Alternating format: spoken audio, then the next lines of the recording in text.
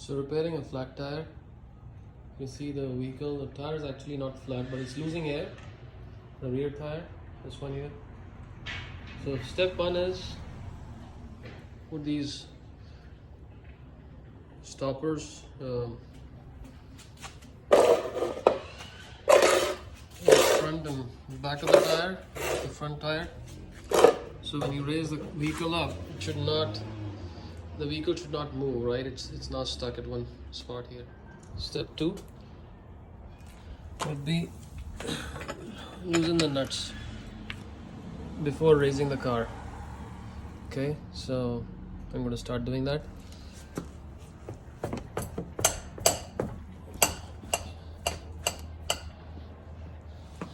Okay, am I tightening or loosening? I don't know.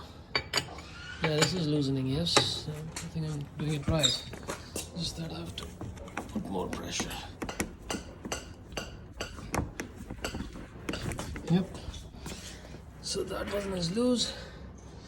Similarly with the others. So remember, the car is still not raised on the jack. The jack is here.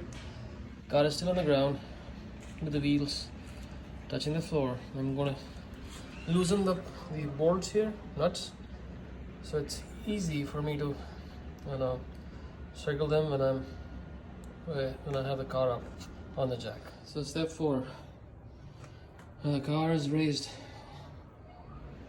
with the jack below it, the tire is up in the air, and then I have this stabilizer or the jack stand, right? Just in case the car falls, if there's a balance issue on this jack, and if it by any chance if the jack is not able to hold the car, actually this jack stand will hold the car. So that's for safety. Step four, identify where the puncture is. So in my case it's easy. I already see the leakage over here, and that's the puncture I got. So this is the way I check. You can see there's bubbles coming out of this hole where the nail has stuck pierced the tire. So I'm going to take it out. That's step four. So the nail is out. You can hear the air coming out, and that's the nail. That's step five. So step 6 and 7, I'm ready with this needle. This is not a needle, in fact. This is a tool to smoothen the hole, and it's basically to put this into the hole and wiggle it a bit so it clears off any rough surfaces. And then step 7 or whatever 6 would be to put this into the hole with the glue inside. This tool is actually helping clear the rough edges on the hole. So step 6, letting the air escape. This is step 6.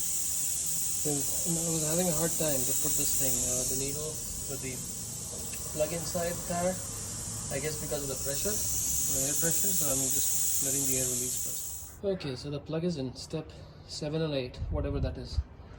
Plug is in. I have to now cut it with a cutter so I can level to the height of the rubber thread, and then fill this thing with air. It should be good to go. So step 8. Now I'm filling up air in the tire.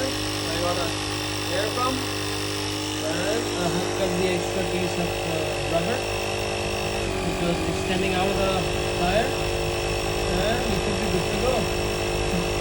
The wheel will again hit the road soon. Thank you for watching.